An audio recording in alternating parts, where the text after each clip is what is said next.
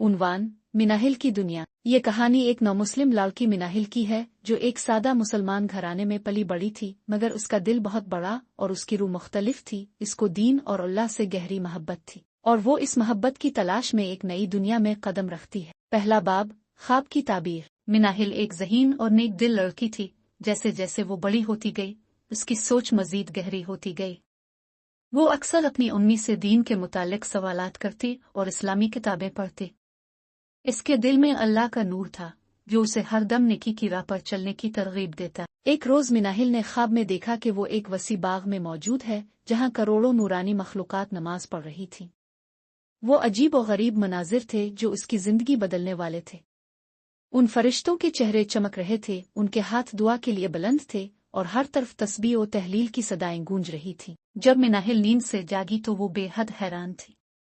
इसने अपनी उम्मी से ये ख्वाब बयान किया तो उन्होंने मुस्कुराकर कहा, बेटी, ये एक खूबसूरत अल्लाह की निशानी है। तुम्हें अपनी जिंदगी को अल्लाह की मोहब्बत में मसरूफ करना चाहिए ताकि तुम भी उन नूरानी मखलूकात की तरह अल्लाह के करीब हो जाओ। ये अल्फाज मिनाहिल के दिल में उतर गए। इसने अपनी जिंदगी में नई तब्दीलियां लानी शुरू कर दी। पहले वो आम दिनों में भी नमाज पढ़ने लगी, फिर इसने कुरान पाक का तर्जुमा पढ़ना शुरू कर दिया। हर दिन वो अल्लाह के करीब होने की कोशिश करती। दूसरा बाब, रास्ते की रुकावटें। मिनाहिल की नेकी की राह आसान न थी।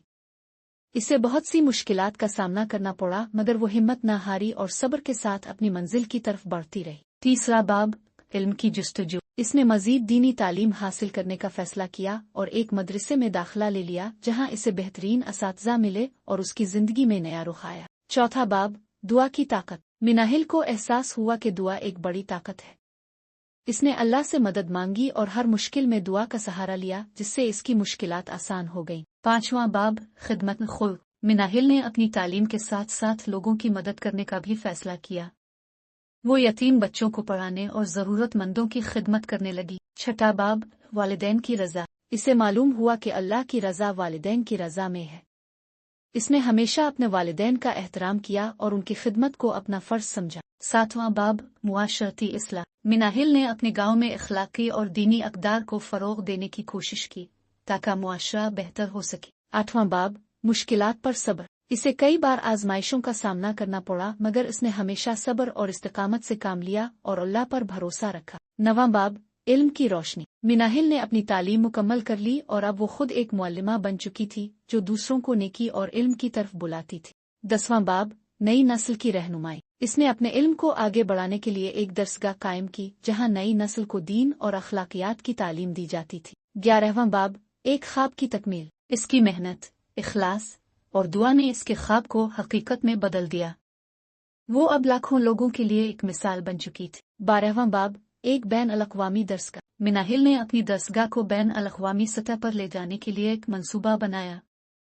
उसने ऑनलाइन तालीम के साथ साथ दीगर ममालिक में भी इस्लामी मराकज़ कायम करने का फैसला किया। इख्तिताम, मिनाहिल की रोशनी हमेशा चमकती रहेगी। मिनाहिल की काविशों ने न सिर्फ इसके गांव बल्कि दुनिया भर में लोगों की जिंदगी बदल दी। वो एक अजीम मुअल्लिमा और रहनुमा बन चुकी थी जिसने लाखों बच्चों को इल्म और दीन की रोशनी दी। इसकी दरसगाहें, स्कूल और ऑनलाइन क्लासेस हजारों लोगों तक पहुंच चुके थे। एक दिन जब वो अपनी दरसगाह में बच्चों को पढ़ा रही थी तो एक बच्चा बोला, उस्ताद, क्या हम भी आपकी तरह दीन की खिदमत कर सकते हैं? मिनाहिल मुस्कुरा कर बोली, हाँ, अगर तुम इल्म हासिल करो, सच्चाई पर कायम रहो और अपने दिल में अल्लाह की मोहब्बत रखो तो तुम भी दीन के सफीर बन सकते हो। ये कहते हुए इसकी आंखों में रोशनी झलक रही थी क्योंकि उसे यकीन था कि उसकी मेहनत कभी रायगा नहीं जाएगी। इसकी लगन, मोहब्बत और इखलास हमेशा के लिए एक मिसाल बन चुके थे। यूं मिनाहिल की दुनिया में दीन और इल्म की रोशनी हमेशा के लिए चमकती रही और उसका सफर कभी खत्म न हुआ बल्कि आने वाली नस्लों के लिए मशाल राह बन गया।